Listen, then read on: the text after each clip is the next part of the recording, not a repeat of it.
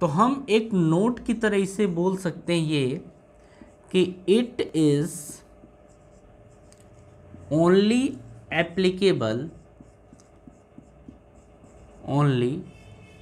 Applicable when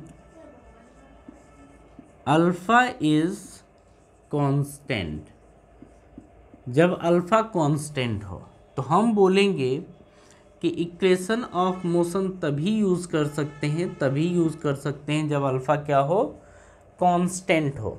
ठीक है। अच्छा, अब यहाँ पे देखिए हमें किस किस चीज़ की ज़रूरत पड़ेगी। अगर आपको ध्यान हो तो v equals to U plus A T होता था, sorry v equals to U plus A T होता था, s equals to U T plus half A T का स्क्वायर होता था, सॉरी हाफ ए टी का स्क्वायर होता था, V square equals to U square plus 2as ये होता था। तो ये था लीनियर के लिए। ये किसके लिए अप्लाई होता है?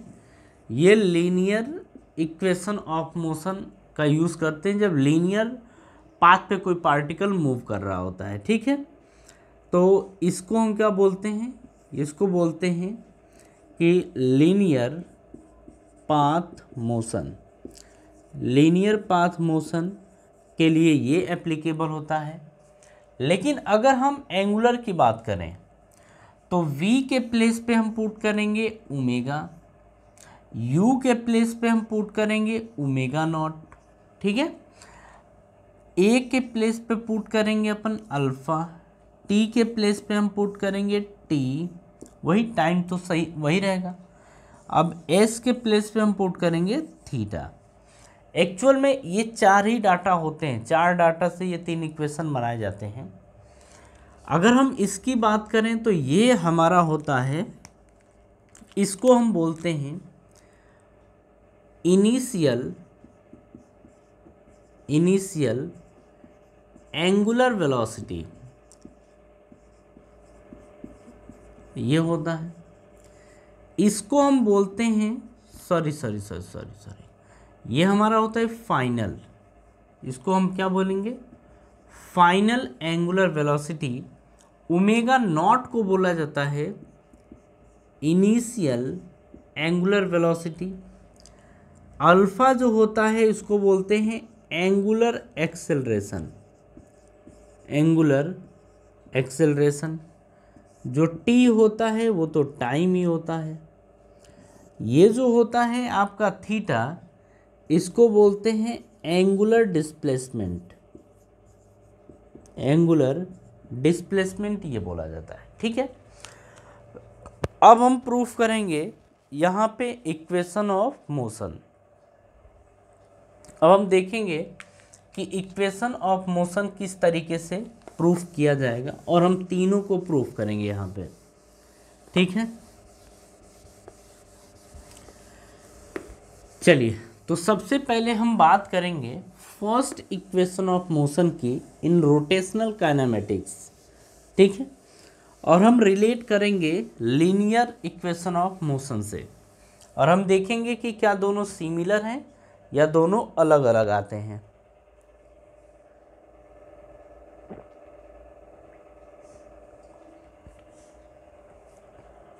हाँ जी, देखिए अब हम बात करने जा रहे हैं फर्स्ट इक्वेशन ऑफ मोशन के बारे में।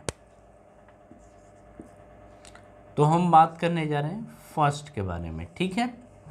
अच्छा, ये शुरू कैसे करेंगे इसको?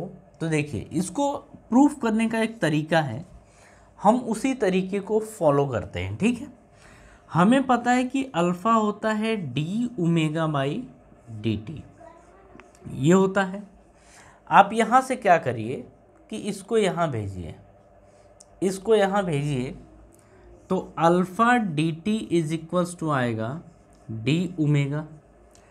इसको इस साइड लाइए तो D omega is equals to alpha D T, ये बनेगा। ठीक है। अब आप यहाँ पे लिखिए कि इंटीग्रेट बोथ साइड,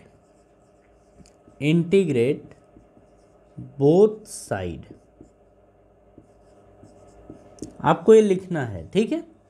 जब आप ये लिखेंगे तो आप यहाँ करेंगे भी D omega equals to alpha D T, आप ये इंटीग्रेट कर दिए। ठीक है, अब आप क्या करिए, यहाँ पे लिमिट लगाइए। आप ये बोलिए, देखिए जब ये डी टी का फंक्शन है यानी टाइम का फंक्शन है, ये ओमेगा का फंक्शन है, कि जब टाइम ज़ीरो था तो ओमेगा जो था वो ओमेगा नॉट था। मतलब t equals to zero time पर जो पार्टिकल की एंगुलर वेलोसिटी थी वो ओमेगा नॉट थी, लेकिन कुछ समय बाद यानी कि t is equals to T time पर जो एंगुलर वेलोसिटी हुई वो ओमेगा हुई, ऐसा मान लीजिए। ठीक है, ऐसा मान के करना पड़ेगा। अब इसको यहाँ लेके आइए, आप बोलेंगे डी ओमेगा, लिमिट आपने लगाई दिया ओमेगा नॉट से ओमेगा, इज इक्वल्स टू, आप यहाँ पे लिखेंगे अल्फ़ा डी टी, यहाँ से टी टाइम क्या था ज़ीरो, तो लिमिट क्या है ज़ीरो से टी है। ठीक है, अब अगर यहाँ पे देखा जाए कि जो एक्स डी एक्स का इंटीग्रेशन आता था वो होता क्या है, तो एक्स डी एक्स का इंटीग्रेशन होता है, अगर x का करें तो एक्स स्क्वायर बाई टू होता है। अगर हम केवल डी एक्स का करें इंटीग्रेशन तो इसका इंटीग्रेशन x होता है। ये आपको पता है, ये आपको पता है कि ऐसा होता है कि डी एक्स का इंटीग्रेशन x आता है। तो डी ओमेगा का इंटीग्रेशन कितना आएगा, ओमेगा, लिमिट लगाइए यहाँ पे ओमेगा नॉट से ओमेगा इज इक्वल्स टू, यहाँ पे पहले ही हमने बोला है कि अल्फ़ा क्या होना चाहिए, कांस्टेंट, और जो भी वैल्यू कांस्टेंट होती है हम उसको क्या कर लेते हैं बाहर, हम उसको क्या कर लेंगे बाहर। ज़रा इसका हम कर दे रहे हैं, यहाँ लिख दे रहे हैं कि जो डी ओमेगा का इंटीग्रेशन होगा वो ओमेगा होगा। यहाँ से आपने अल्फ़ा कर लिया बाहर, तो अंदर क्या बचा है, अंदर आपका बचा है डी टी, तो डी टी का इंटीग्रेशन क्या होगा टी, डी टी का इंटीग्रेशन क्या होगा टी। तो आपने इसको तो बाहर कर लिया, टी बचा। अब इसी को इंटीग्रेट किया तो लिमिट भी यहीं लगाएंगे ज़ीरो से टी तक।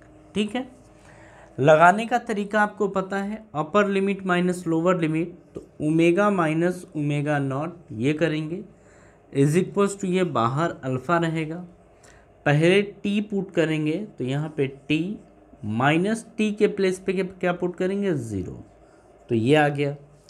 ओमेगा इज इक्वल्स टू आ गया, sorry omega minus omega naught equals to आ गया अल्फ़ा टी, ये आया।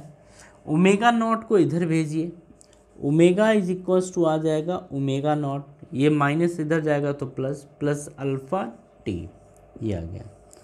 ये प्रूफ हो गया फर्स्ट इक्वेशन ऑफ मोशन। ठीक है, मतलब रोटेशनल काइनेमेटिक्स के अंदर इस तरीके से प्रूफ किया जाएगा, और ये फर्स्ट इक्वेशन ऑफ मोशन आ गया। ठीक है, इन रोटेशनल काइनेमेटिक्स, ये बात समझ में आ गई। चलिए ये कॉपी कर लीजिए, और अगर रिलेट करने की बात आए तो आप यहाँ से रिलेट कर सकते हैं। ओमेगा किसके प्लेस पे लिखा गया है, वी के प्लेस पे, ओमेगा नॉट यू के प्लेस पे, अल्फ़ा का मतलब ए, एक्सेलरेशन के प्लेस पे हमने क्या पुट कर दिया अल्फ़ा, और टाइम तो टाइम है ही। ठीक है, तो इससे आप रिलेट कर सकते हैं। चलिए अब बात